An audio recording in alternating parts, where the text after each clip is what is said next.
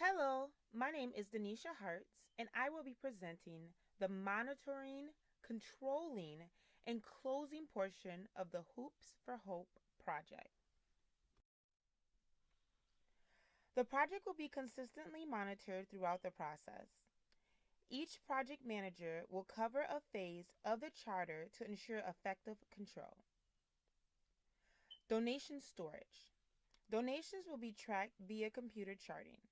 What is received will be noted next to the organization providing the service, items, their time, or other resources.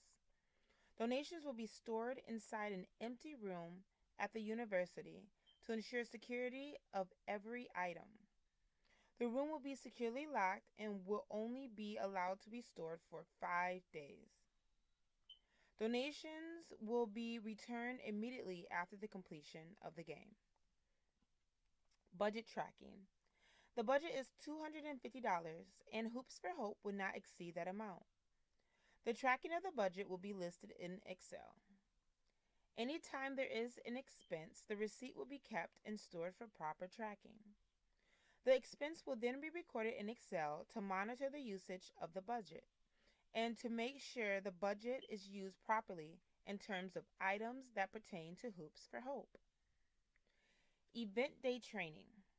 Volunteers will be able to spend a few hours at the facility on a day prior to the event.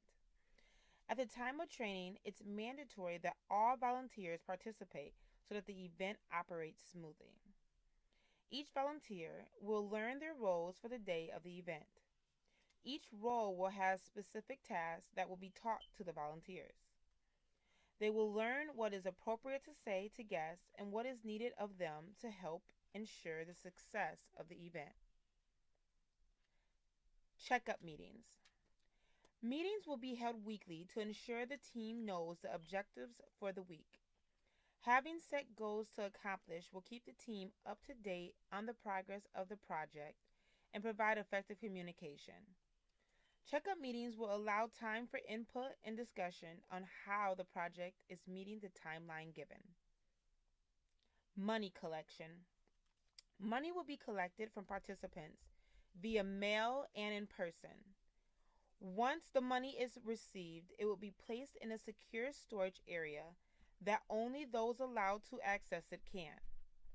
As guests enter the facility, volunteers stationed at the admission area will take the $3 fee for spectators.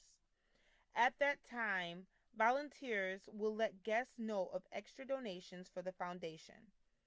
Also, t-shirts will be sold and the money will be secured in fanny packs as the volunteer walks around among the crowd. Donations will be counted within a few days, recorded, and delivered to the foundation. Closing. The post-event is the end of the project. At this time, the project managers meet to discuss the success of the event. Other expenses. At this time, the project managers were able to stick to the budget. There were no other expenses that occurred outside of the budget. Project summary.